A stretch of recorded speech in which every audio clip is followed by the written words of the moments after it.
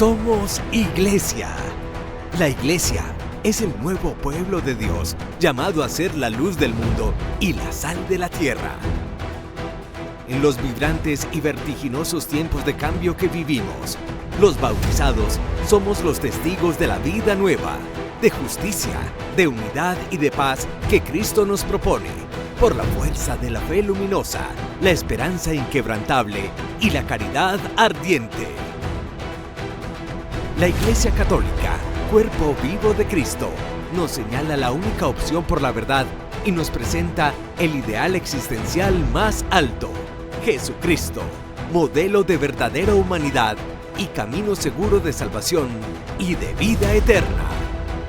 Tú eres Pedro, y sobre esta piedra edificaré mi iglesia, y el poder del mal no triunfará sobre ella. Somos Iglesia.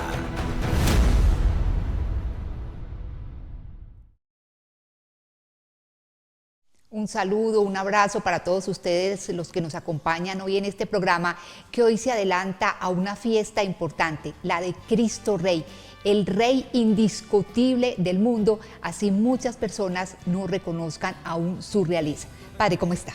Muy bien, Miriam, como dices muy bien tú, terminamos el año litúrgico pasado mañana, domingo 24 de noviembre, y con el carácter más alto de solemnidad litúrgica, celebramos a Cristo Rey, una fiesta que tiene sus orígenes muy fuertes por allá desde 1925 y nos recuerda el señorío de Jesús sobre el tiempo, la historia y sobre el espacio, sobre el cosmos. Y nosotros vivimos en esas dos coordenadas de tiempo y espacio.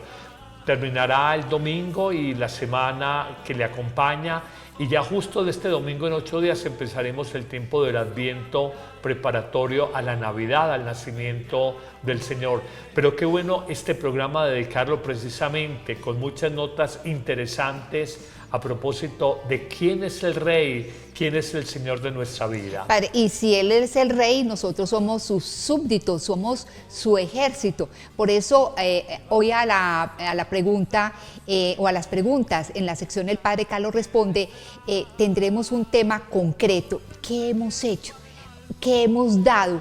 ¿Qué estaríamos dispuestos a ofrecer precisamente por ese Rey? Está muy bien, hasta qué punto nuestro compromiso de fe. Tú ves un chico por un equipo de fútbol, se gana una puñalada, una golpiza con otros. Nosotros, hasta qué punto somos capaces de hacer actos heroicos por la fe en Jesucristo Rey, y nos recuerda un episodio muy especial en la vida mexicana, la Guerra Cristera o las Cristiadas, donde muchos, sobre todo campesinos, ofrendaron su vida al grito de ¡Viva Cristo Rey!, frente a la tiranía de un dictador de la época, que lo veremos en la nota enseguida. Padre, pero es muy interesante que no solamente allá en México muchas personas murieron gritando ¡Viva Cristo Rey!, sino que muchos mártires, muchas personas en el mundo también lo han hecho. Es muy bello encontrar en el martirologio, que es la lista de los mártires reconocidos por la Iglesia, que su fe fue más fuerte que los miedos humanos, donde les pedían que abdicaran de su fe o que renunciaran a su fe, que apostataran de ella, y muriendo decían dos frases muy conocidas: Dios te perdona, yo te perdono, y la otra, que viva Cristo Rey. Que viva Cristo Rey. Pues bien, una de esas personas que murió gritando viva Cristo Rey fue un jovencito de 14 años que fue beatificado, o beatificado y canonizado, ¿no? Cuando el mártir es beatificado. Exactamente, beatificado. José Sánchez del Río. El niño mártir José Sánchez del Río fue ejecutado el 10 de febrero de 1928 por oficiales del ejército mexicano durante la Guerra Cristera. Fidel González ha llevado su causa de canonización en el Vaticano y es uno de los que mejor conoce su historia. Cuenta que su martirio fue atroz. Le desollaron las plantas de los pies y le obligaron a caminar al cementerio, donde finalmente le quitaron la vida tras una brutal tortura. Ante el drama de un México donde los principios fundamentales de la libertad religiosa eran negados, los sacerdotes encarcelados y destruidos, pues quiso unirse a un movimiento popular de defensa de la libertad religiosa, donde se encontraban muchos de sus amigos y parientes. No querían sus papás dejarle porque lo consideraban demasiado chico, pero logró convencerles y se unió a los cristeros. La revuelta cristera fue iniciada por laicos mexicanos a causa de la persecución religiosa promovida por el gobierno a finales de los años 20 del pasado siglo. Su historia fue llevada a los cines en Cristiada, de la mano de Andy García. El joven José Sánchez del Río es uno de los personajes de la película.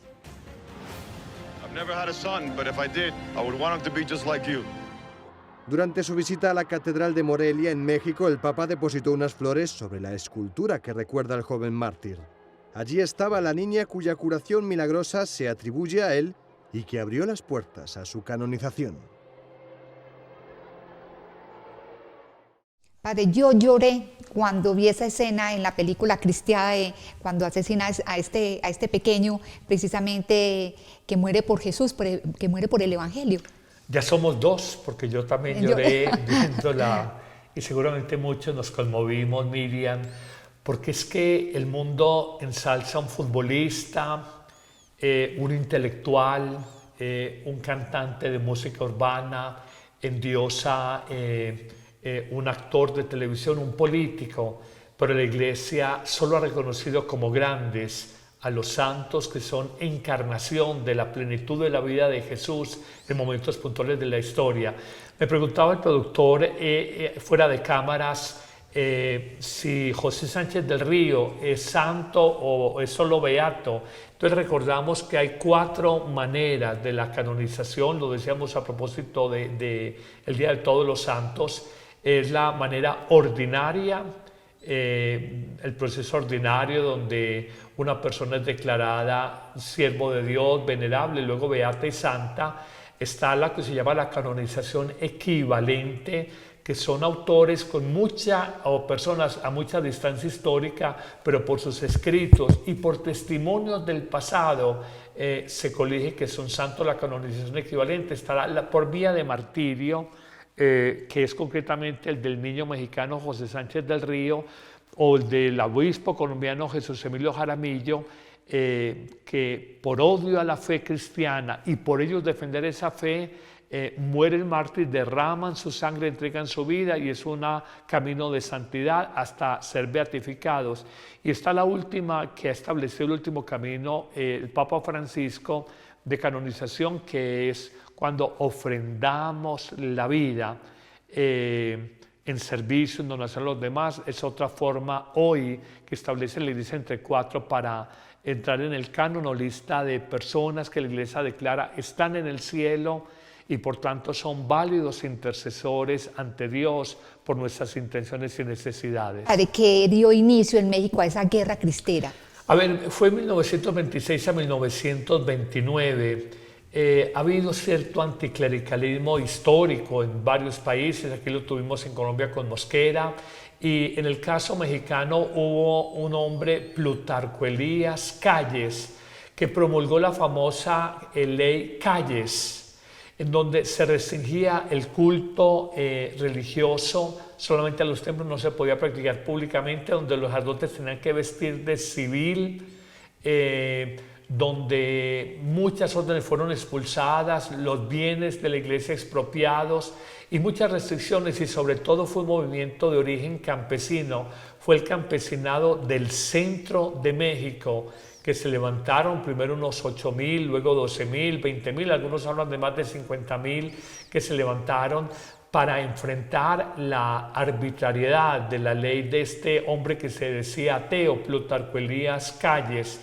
Esto al final se busca la mediación de la Iglesia, también la ayuda del gobierno de los Estados Unidos de América, la Unión Americana, y buscan un mayor derramamiento de sangre. Y fue una relación que se llamó en su momento la relación nicodémica, recordando el personaje del Evangelio Nicodemo, que en el día era fariseo opuesto a Jesús, pero en la noche lo visitaba. Entonces lo que hicieron fue, el gobierno dijo, hagámonos pasito, ni vamos a aplicar tan fuertemente las leyes anticlericales contra la iglesia, pero tampoco vamos a enfrentar el campesinado y a sublevarlo contra el ejército. Entonces fue una relación nicodémica por años. Y vemos que donde ha habido persecuciones, porque luego hubo una segunda guerra cristera o cristiada, es donde más se ha fortalecido la fe. Es una ironía, pero donde la iglesia ha sido más perseguida es donde la fe es más vital, más madura y hay una mayor fuerza espiritual. Lo vemos en Rusia con la iglesia ortodoxa, lo vemos en Cuba con un cristianismo pequeño pero muy militante, lo vemos en Nicaragua con la dictadura de Daniel Ortega y su esposa Rosario Murillo, donde hay también un cristianismo católico muy definido y muy militante. Tenemos figuras muy grandes como el obispo Silvio Báez o el obispo Rolando Álvarez, que han sido exiliados por la dictadura, y lo encontramos también en nuestro país Colombia, donde sobre todo grupos guerrilleros han asesinado obispos como Monseñor Jesús Emilio Jaramillo, Isaías Duarte Cancino, el narcotráfico, porque la verdad del Evangelio le resultaba incómoda. Y esto simplemente recuerda la famosa expresión del padre de la iglesia: sangre de cristianos, futura sangre de mártires, futura semilla de cristianos. Padre, precisamente que usted debe conocer, allá en México existe el Cerro del Cubilete, donde hay un santuario donde se recuerda a José Sánchez del Río y a muchos otros mártires, jesuitas, en fin, que murieron precisamente defendiendo la figura de Cristo Rey, entre otras cosas porque México fue el primer país en consagrarse a Cristo Rey. Sí, así es. Hay otra figura inmensa, la de Miguel Agustín Pro, un jesuita que a los 36 años fue fusilado sin ningún tipo de juicio por odio precisamente a la fe cristiana y por el no aceptar, apostatar de esa fe y someterse a estas leyes inicuas del dictador de turno de la época. Bueno, pero no solamente en México, ha habido muchas personas que han muerto gritando viva Cristo Rey, defendiendo el Evangelio, defendiendo los principios de la iglesia. Durante la Segunda Guerra Mundial hubo una familia que pereció precisamente por esto. Vean ustedes. Conocidos como los samaritanos de Marcogua, esta familia católica, compuesta por Joseph, Victoria y sus 7 hijos, refugiaron a familias judías de los nazis en Polonia durante la Segunda Guerra Mundial. Corría el año 1944. Los Ulma, que vivían en una granja, acogieron a 8 miembros de una familia perseguida que había conseguido escapar del campo de concentración de Auschwitz. Fue el 24 de marzo cuando, tras un chivatazo, los nazis llegaron a la casa de los Ulma. Una vez allí, asesinaron tanto a la familia judía a la que le daban cobijo, como al matrimonio católico que los protegía y a sus 7 hijos, incluido el bebé que estaban esperando. Su servicio por el prójimo hizo que se conozca a los Ulma como una familia mártir que no solo durante la ocupación nazi en Polonia, sino a lo largo de su vida, dieron testimonio de vida cristiana hasta el final. Qué hermoso testimonio, toda una familia que murió defendiendo sus principios, defendiendo el amor que habían aprendido de Jesús, acogiendo no a unos familiares, no acogiendo a unos vecinos, sino a unos judíos de una religión completamente distinta a la de ellos. Y creo que hay que guardar memoria de todo esto, Miriam. Cuando tú vas a Tierra Santa, Israel, los guías turísticos te llevan al Museo del Holocausto y te muestran los horrores que cometió el nazismo en su momento contra el pueblo de Israel, y ellos dicen: nosotros queremos que esta memoria se mantenga viva para que nunca más se repita. Pues bien, esto hay que mostrarlo también de la Iglesia Católica y de una familia católica que ayudó a gente de otra religión, judíos, arriesgando sus propios hijos porque eran muy pequeños. Nos cuenta aquel informe que la madre estaba embarazada y hubo ese bautismo de sangre de ese bebé y toda la familia fue declarada beata por vía de martirio.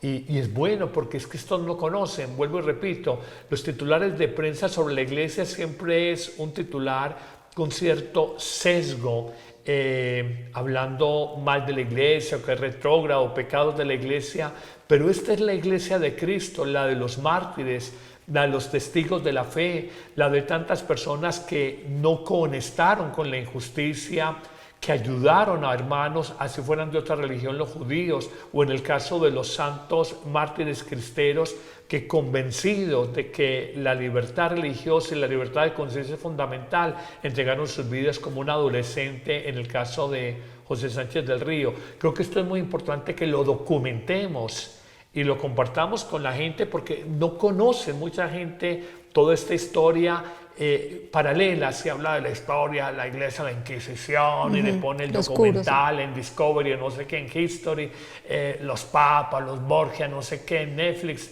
no sé qué cosas, pero nos quedamos simplemente con esa mirada sesgada y una historia que se está reescribiendo. Pero esta es la verdadera historia. Esta es la historia de hombres y mujeres que desde una fe profunda entregaron su vida y están documentados sus historias, y hoy son héroes y modelos de vida por un mundo de hoy que parece no estar dispuesto, no a morir, ni siquiera eso, parece no estar dispuesto a sacrificarse por nadie. Mucha gente se puede preguntar cómo es eso de bautismo de sangre, porque el bebé que estaba por nacer fue beatificado sin haber sido bautizado. El bautismo es en agua y en espíritu, que perdona los pecados, pero además de perdonar los pecados, trasciende el bautismo de Juan el Bautista, y es el bautismo que nos hace hijos de Dios, nuevas criaturas. Aquí es un bautismo de sangre porque ellos fueron asesinados. Entonces la sangre de la madre también se transmite al bebé, y es una forma de bautismo martirial. Y no hay que decirlo de manera simbólica, sino literalmente.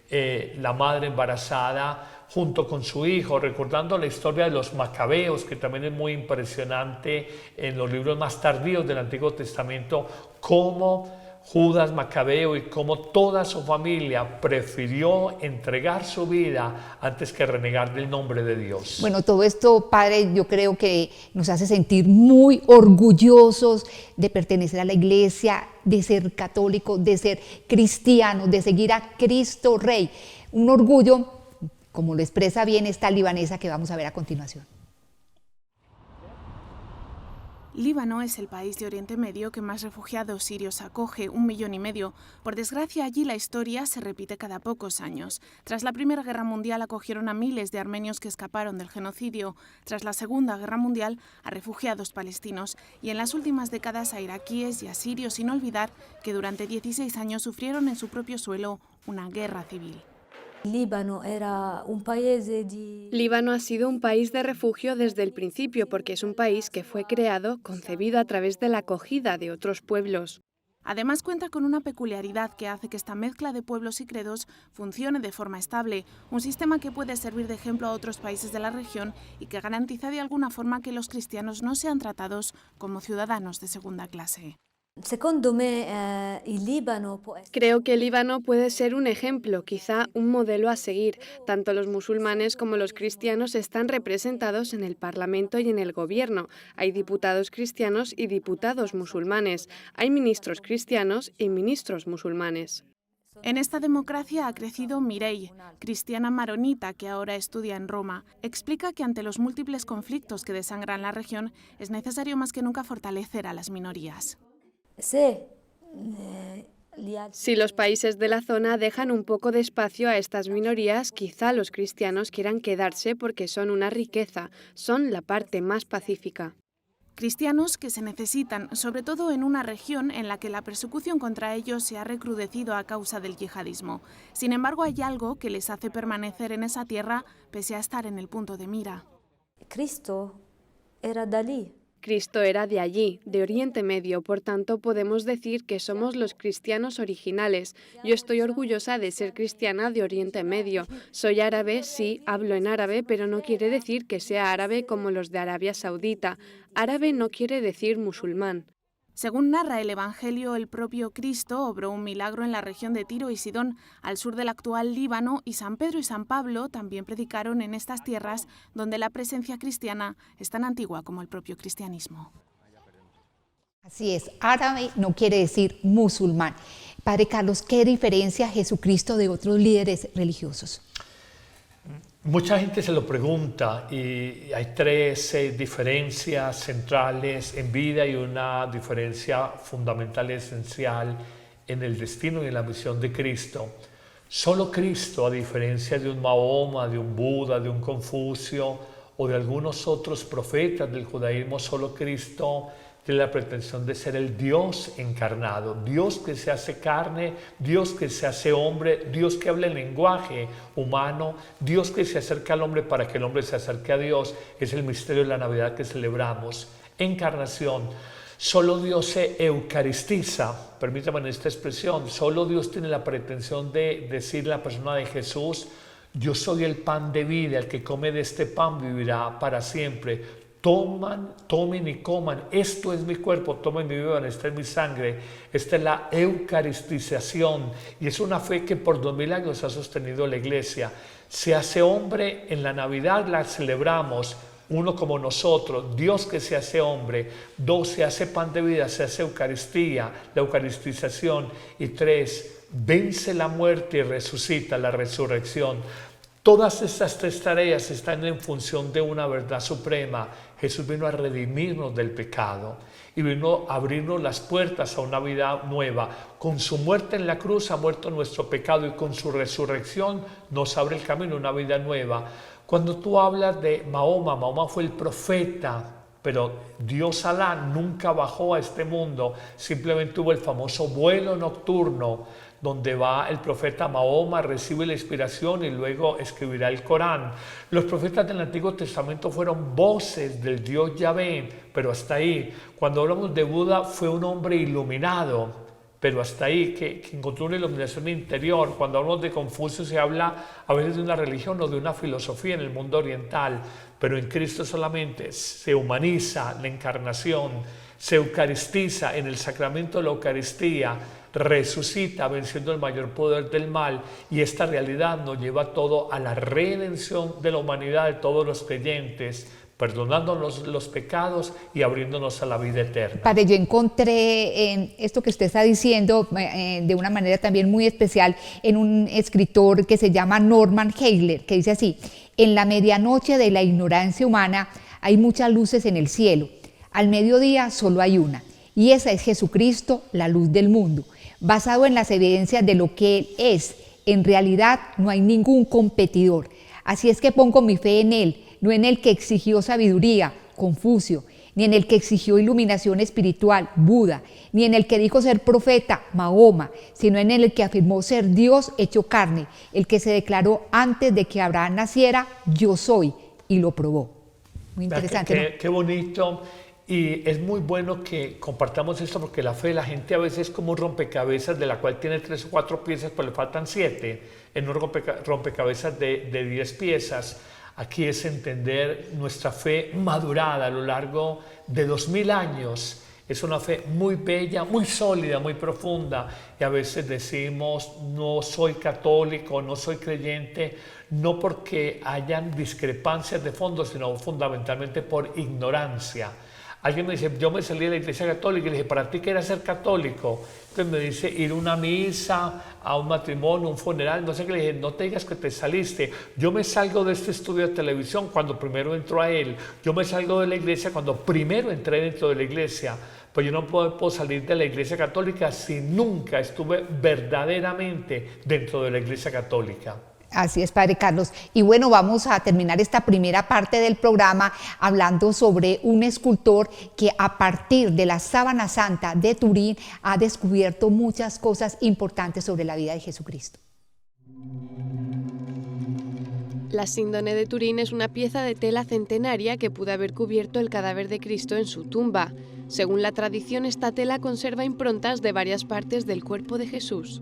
Tras un estudio minucioso de la síndone y del hombre al que cubría, el escultor italiano Sergio Rondella envolvió su estatua con una réplica exacta de la Sábana Santa para comprobar si coincidían todas las marcas. Iván Marsura, director del Museo de los Papas, dice que otros modelos realizados anteriormente a partir de la síndone eran más artísticos que científicos. Dice que esta nueva estatua reúne cientos de estudios que se han realizado hasta la fecha sobre la Sábana Santa y ayudará a comprender si es o no auténtica. Podría decir que por primera vez, si uno sitúa la síndone y envuelve la escultura, todo encaja a la perfección. La realización de esta estatua ha ayudado incluso a historiadores a obtener nueva información sobre la síndone de Turín.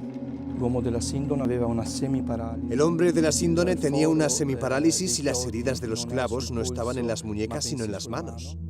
La escultura fue finalizada tras 2 años de estudios anatómicos. En 3 ocasiones el escultor se vio obligado a destruirla y comenzar de nuevo. Lo hizo para lograr un ejemplar exacto y eso le llevó más tiempo de lo esperado. Construyó primero un modelo en hierro del esqueleto y usó técnicas de reconstrucción virtual durante todo el proceso. También usó los negativos de las fotografías de la síndone, guías matemáticas y papel transparente para poder identificar cada una de las heridas que sufrió Jesús. A partir de ahora realizará réplicas de estas figuras en mármol, bronce y madera para enviarlas a iglesias de todos los países. La exposición en Roma fue breve ya que Sergio Rodella quería llevar su estatua por todo el mundo. Además, junto a ella expone las fotografías de la síndone y una réplica exacta de la sábana santa y de otros objetos relacionados con la pasión de Cristo. Padre, no deja de ser curioso que la sábana santa, que es la reliquia más importante de la cristiandad, esté, digamos, guardada en una ciudad que tiene tantas leyendas oscuras, que incluso se dice es la ciudad del diablo, Turín. Sí, se ha hablado de esto, pero también nos dice Pablo que allí donde abundó el pecado, sobreabundó la gracia. De manera que son los misterios de luz y oscuridad conjugados en la fe cristiana, misterios también de vida y muerte, que lo trae toda la dinámica pascual. Y qué bonito esta tecnología de la sábana santa aplicada ya en 3D y cómo sacar, o por lo menos tratar de configurar cómo era el cuerpo de Jesús, porque creo que es una curiosidad sana que tenemos millones de creyentes, cómo fue realmente la persona divina de Jesús, cómo sería su mirada, me he preguntado yo, cuál sería la cadencia de su voz, cómo sería su manera de caminar, cuáles serían sus gestos, sus ademanes frente a la mujer sorprendida en adulterio, frente al cobrador de impuestos, cuando sintió compasión frente a la multitud, cuando el joven rico se le acerca y dice que lo miró con ternura, cuando dice dejar que los niños se acerquen a mí. Tantas actitudes de profunda humanidad, cuando era un hombre que oraba y llegaba a los apóstoles y Dios decía, enséñanos a orar. ¿Qué veían en el rostro del Cristo? Que les invitaba, les seducía para que ellos también aprendieran a orarle al Padre de los cielos. Padre, ¿qué tan importante es esta fiesta que vamos a celebrar en los próximos días? La de Cristo Rey, para que todo el mundo no la pase como por alto, sino que realmente haga su pausa y reflexione sobre esto. A ver, lo primero es que hay muchos reinados en el mundo. Acabábamos de pasar un reinado, la señorita Colombia, que ganó una antioqueña. La saludamos, no la conocemos, es muy bonita, Catalina Duque, creo que es el nombre de ella. Bueno, la felicitación, llevamos 28 años sin que Antioquia tuviera una reina que representa a Colombia internacionalmente, pero más allá de eso, las realezas españolas, británicas, de Mónaco, de no sé qué, el reinado de Cristo es un reinado, uno, desde la cruz, no es desde un palacio, su altar es la cruz.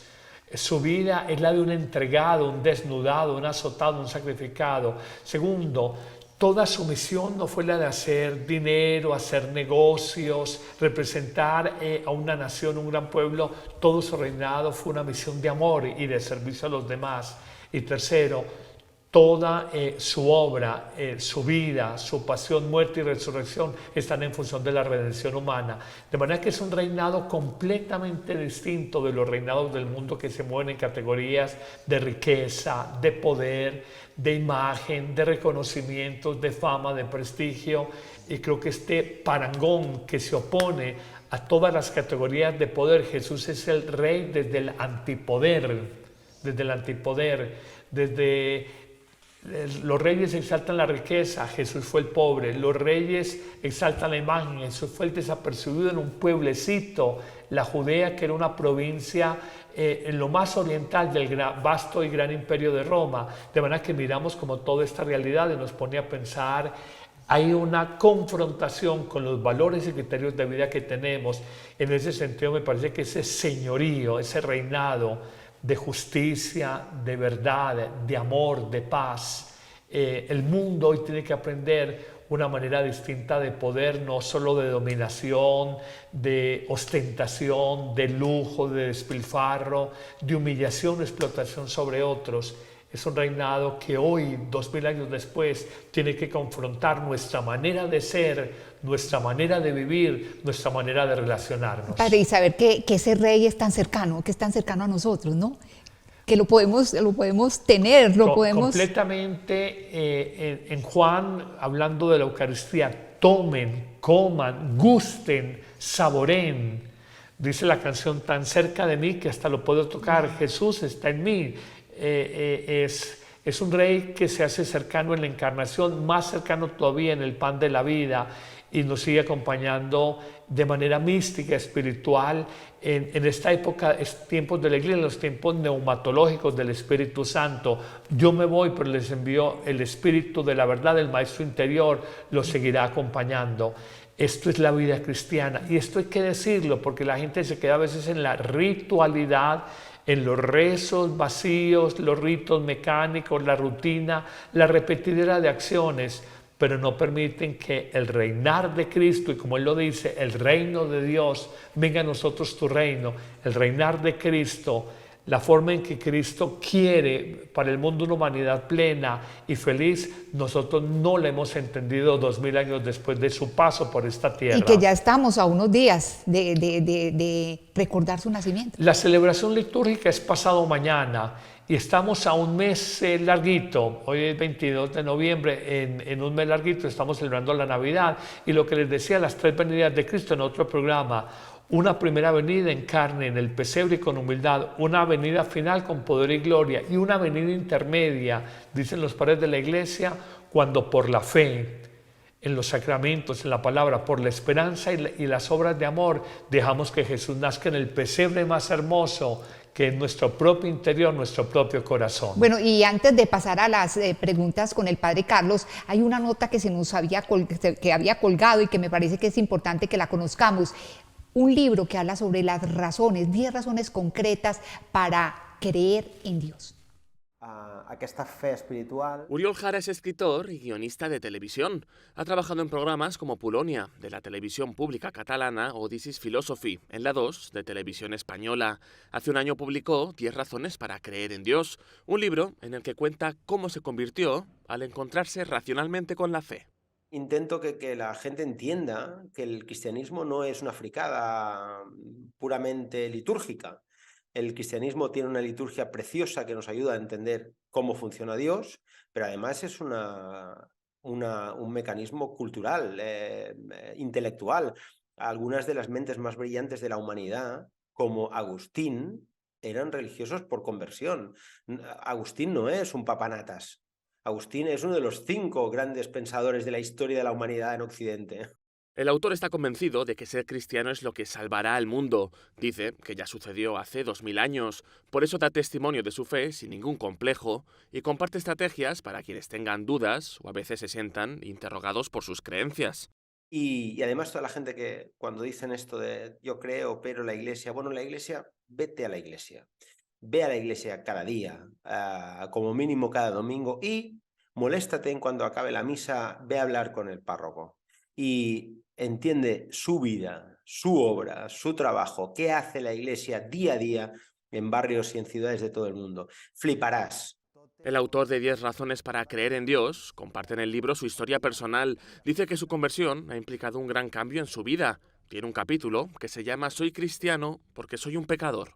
El gran modelo cristiano para mí ha sido mi esposa, mi mujer, Aitana, que es, bueno, he visto lo que significa amar cristianamente e incondicionalmente. Oriol Jara tiene también una reivindicación. Dice que si Miguel Ángel pudo pintar los frescos de la Capilla Sixtina o Caravaggio la vocación de San Mateo, fue porque la Iglesia apostó por ellos. Ambos tenían una vida personal turbulenta, pero no fueron marginados por ello y evangelizaron con obras a la vanguardia de su época, no propias de los siglos anteriores. Pide a la Iglesia de hoy que haga lo mismo. Pero no basta con creer. Yo siempre he dicho que uno tiene que tener una experiencia real con Dios. Qué triste una persona que no diga, yo nunca he tenido un encuentro cercano con el Señor. No he sido cristiano. Cuando Dios, voy a decir algo, muchos ateos de hoy no son ateos reales, porque el ateo es el que dice conscientemente: tuve experiencia religiosa y no me convenció, no me llenó, pero es simplemente de oídas o por prejuicios culturales o por una precomprensión de un cristianismo académico, teórico, ritual, conceptual. Pero mientras no haya experiencia de una nueva vida en nosotros, no nos podemos llamar verdaderamente cristianos. Bueno, Padre Carlos, ahora sí lo invito a que pasemos a todos los interrogantes que le han formulado los televidentes sobre qué hacer, qué darle al Señor, qué ofrecerle. ¿Le parece bien? Al paredón, Miriam, pasa al paredón. Bueno, Padre Carlos, entonces aquí tengo las preguntas. Dice: Padre, le cuento que me siento una persona muy bendecida, pues a lo largo de mi vida he sentido la presencia de Dios en todo, pero me siento una ingrata frente a Él, ya que muchas veces no le he reconocido sus gracias, favores, bendiciones. Como mujer casada, con 7 hijos y 2 nietos, pensionada, ¿qué puedo hacer por Jesús? ¿Cómo me aconseja pagarle todo el bien que me ha hecho? Hay un texto bellísimo de los Salmos: ¿cómo pagaré a Dios todo el bien que me ha hecho? Alzaré la copa de la salvación, bendiciendo su nombre. Miren, el mero hecho de uno tener una actitud agradecida ya es un acto bonito, un acto religioso. A veces nos pasamos la vida pidiéndole a Dios, reclamándole, exigiéndole, pero el mero hecho de decir: tengo un corazón agradecido, agradezco por ver, agradezco por oír, agradezco por hablar, agradezco por respirar, agradezco por caminar, agradezco por comer, agradezco por la fe, agradezco por este día, agradezco por el agua, agradezco por el sol, agradezco por la familia. Hay gente que la vida se le volvió pedir, reclamar y como cierta sensación de insatisfacción. Yo siempre recuerdo un proverbio oriental que dice: yo lloraba, yo sufría porque no tenía zapatos, hasta que encontré a alguien que no tenía pies. Y esa es la verdad. Uno siempre mira para arriba lo que me falta, pero mira para abajo todo lo que Dios te ha dado. Creo que una manera bonita de reconocer a Dios como el Señor de tu vida, agradécele por todo. Y hay algo muy especial.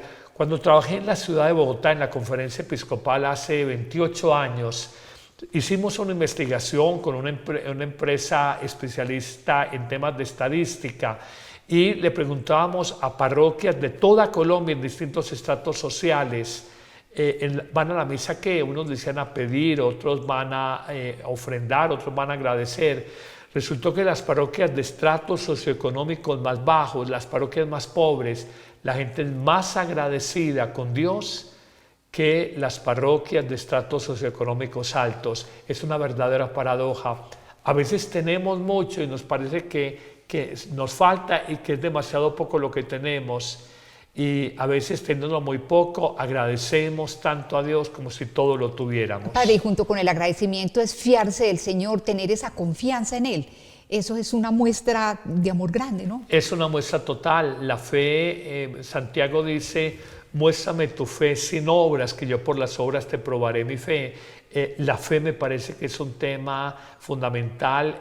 La carta a los Hebreos en el capítulo 11 dice: solo por la fe agradamos a Dios, solo por la fe.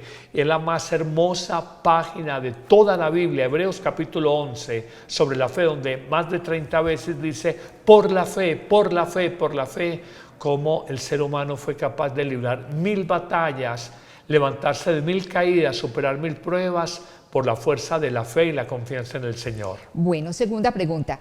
Soy ignaciano, soy ignaciano y he leído la biografía de muchos santos mártires jesuitas, muchos de los cuales murieron en forma muy cruel y violenta, felices de dar su vida por Dios, y eso me hace sentir muy poca cosa frente al Señor, pues soy un hombre débil en mis cosas. Me ha faltado coraje y valentía en muchas situaciones por las que he pasado. ¿De dónde saco fortaleza, pasión y ánimo para entregar lo que me queda de vida, aunque soy joven, y ser un soldado de Dios? Sí. Pablo hablaba del aguijón de la carne. Algunos hablan de un problema de los ojos, de salud, otros hablan de su temperamento fogoso, otros hablan de su afectividad desbordada. Y él dice que por lo menos 3 veces le ha pedido al Señor, libérame de este aguijón de la carne, a la manera del aguijón de un escorpión alacrán que pica duro y que lo humilla, porque Pablo era un tipo inteligente, líder, buen orador, formado con el maestro Gamaliel, un hombre muy capaz y muy brillante. De hecho, dicen, el cristianismo sin Pablo no hubiera tenido la extensión tan rápida y la propagación tan rápida que tuvo gracias a este temperamento de un líder nato. Sin embargo, él tenía limitaciones. Y Jesús, en los diálogos, en las cartas de Pablo mismo, dice que Jesús le responde: Pablo, no te voy a quitar ese aguijón que te frena, que te humilla, esa debilidad que tienes. Y le dice: te basta mi gracia, la vida divina, el auxilio de Dios, te basta mi gracia y vencerás. Que en tu debilidad humana se manifiesta perfecto mi poder. A quien te escribe hay que decirle que en su debilidad hay el terreno abonado para que la gracia de Dios, la fuerza de Dios se manifieste. Si este Señor que te escribe y que admira jesuitas que han sido mártires y él se siente cobarde, créeme que muchos de los que hoy tildamos de héroes, calificamos de héroes, probablemente fueron muy cobardes, pero fue la gracia de Dios, la fuerza de Dios, la parresía de Dios, la libertad de Dios, la que les permitió a ellos superar 1000 batallas. Y esto es solamente la acción de un hombre que humildemente se deja moldear, tocar, acoge la gracia de Dios. Seguramente María fue una pequeña. Ella dice: ¿cómo será que voy a ser mujer, madre, si no conozco varón alguno? Pero ella acoge la gracia divina. Esto es muy importante que lo tengamos presente. O sea, padre, porque siempre se piensa que para agradar a Dios hay que hacer cosas extraordinarias, fuera de serie, pues. Pero yo pienso que una de las cosas importantes es escuchar y obedecer. El que obedece no se equivoca. Si uno escucha lo que pide el Señor, que es tan poco, obedecer los mandamientos, por ejemplo, ya está por el camino, ya no tiene que hacer grandes cosas. Y me quedo mucho con algo. Sé que la santidad de lo espectacular llama la atención de lo extraordinario. Voy a decir esta frase a ver si me la entienden, amigos que nos siguen en redes. Dios obra de forma extraordinaria, pero extraordinariamente, eso no es lo común. Extraordinariamente obra de forma extraordinaria. Dios ordinariamente actúa en lo ordinario, en lo cotidiano de la vida de la gente. De manera que la santidad es también ver lo extraordinario de Dios en lo ordinario de la vida, o ver la acción sobrenatural de Dios en nuestra vida natural y corriente. Madre Teresa de Calcuta decía: no importa cuántas cosas grandes o pequeñas hagas, importa cuánto amor coloques en ellas. Una ama de casa barriendo, lavando platos, una persona sin tener un martirio de sangre, pueden ser santos y santos más grandes que los santos de nicho o santos canonizados por el juicio autoritativo de la Iglesia. De manera que hay que creer en esa santidad de a pie, esa santidad de lo cotidiano y no esperar lo espectacular. Yo admiro mucho a Pío, sobre todo al Padre Pío, por lo calumniado y lo fuerte que fue, y tal vez me identifico con él en eso, que fue muy fuerte frente a las calumnias, pero no ambicionaría nunca tener los estigmas o cosas de estas, o levitación, o bilocación, o el don de ubicuidad, que son acciones extraordinarias. Yo creo más en el poder de la santidad en lo ordinario de la vida corriente. Bueno, tercera pregunta. Soy profesora en un colegio de secundaria y con tristeza veo que los muchachos solo quieren vivir una vida muelle, fácil y sin contrariedades y sin Dios, quien para ellos solo representa privaciones o castigos. Se conforman con muy poco teniendo una vida, las posibilidades y el saber por delante. ¿Cómo me aconseja presentarles a Jesús sin que lo rechacen y puedan apasionarse por ideales más altos? Es completamente cierto que es un desafío para los profesores, para los padres de familia, para los catequistas, para las religiosas, para los educadores, hablar de la vida como compromiso. Hoy la crisis del matrimonio no es crisis del matrimonio en sí mismo, es que la gente no quiere comprometerse. Nosotros somos de una generación donde le dijeron: un trabajo para toda la vida, consiga para una casa para toda la vida y una pareja para toda la vida. Hoy ni quiero un trabajo toda la vida, ni quiero una propiedad pagarla toda la vida, ni quiero una compañera o compañero toda la vida.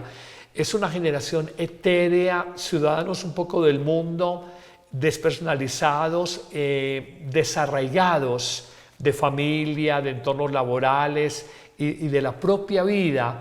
Esto tal vez la mentalidad tecnocrática que hoy vivimos nos lleva a pensar en eso. Somos hijos de una historia, sobre todo las nuevas generaciones. Entonces es exigente y es real lo que dice la profesora. Hoy hablar de compromiso en el amor, de una vida comprometida. Me decía una monja que llegaba a unas novicias nuevas y dice, hace 30 años cuando venía una novicia para empezar su vida religiosa, lo primero que decía es ¿dónde está la capilla para visitar el Santísimo Sacramento del altar? Y me decía esta monja que ahora cuando llega una novicia, lo mismo que pregunta es cuál es la clave del Wi-Fi. Sí. Entonces, es una realidad, es una nueva mentalidad, pero no podemos renunciar. En la quinta esencia del mensaje cristiano está la cruz.